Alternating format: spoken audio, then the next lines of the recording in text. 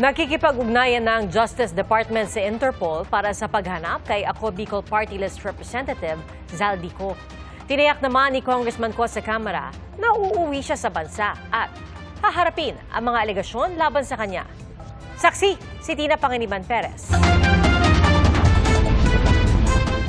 Sa sulat ni Ako Bicol Party List Representative Zaldico kay House Speaker Faustino D. III, tiniyak niyang babalik siya sa Pilipinas para sagutin ang mga alegasyon laban sa kanya kaugnay sa anomalya sa mga flood control project.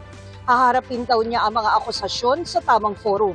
Pero nangangamba raw si Ko kung ano ang naghihintay sa kanya pagbalik sa Pilipinas dahil nahusgahan na raw siya ng publiko at media kasunod ng pagkansela sa kanyang travel clearance nang hindi man lang daw siya hinihinga ng paliwanag at kahit wala pang reklamong inihahain laban sa kanya.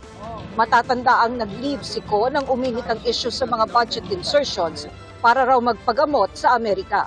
Pero ang travel authority niya para rito, kinansela ng maupo bilang speaker si D.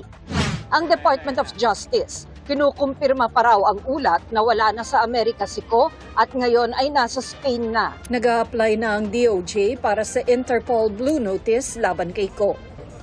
Interpol is being notified that they are subjects of an investigation, of criminal investigation. As a European, Spain or France, a lot of text messages are coming in that he's in France.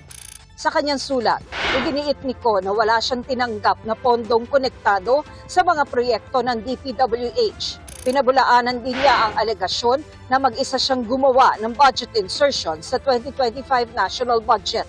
Hindi raw ito totoo dahil aprobado naman ng Senado at Kamara at may cameral report na sumunod umano sa proseso.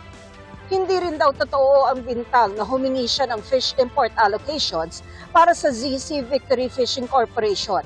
Wala raw siyang kinalaman sa naturang kumpanya at hindi raw Zaldico ang ibig sabihin ng ZC, kundi Zamboanga City. Pati ang alegasyong pag-aari niya ang eroplanong naghatid kay dating Pangulong Rodrigo Duterte sa The Hague, the Netherlands, pinabulaanan niya.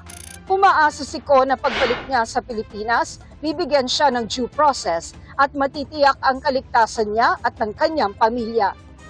May hanggang September 29 si Representative Zaldico na bumalik sa bansa. Alinsunod ito sa direktiba ng Speaker. Kung hindi siya makakabalik sa nasabing petsa, babala ng Speaker, mahaharap si Ko sa disciplinary at legal actions. Sabi pa ni D, hindi naman prejudgment kay Ko ang pagbawi sa travel clearance nito, kundi oportunidad para direktang harapin ni Ko ang mga alegasyon sa tamang forum. Tiniyak pa ng Speaker na kung babalik nga sa bansa si Ko, makikipag-ugnayan ng Kamara sa mga otoridad para masiguro ang kaligtasan niya at kanyang pamilya. Sakaling hindi umuwi sa takdang petsa si Ko, sabi ng Malacanang, maaari raw humingi ang Department of Justice ng Blue Notice mula sa International Police o Interpol.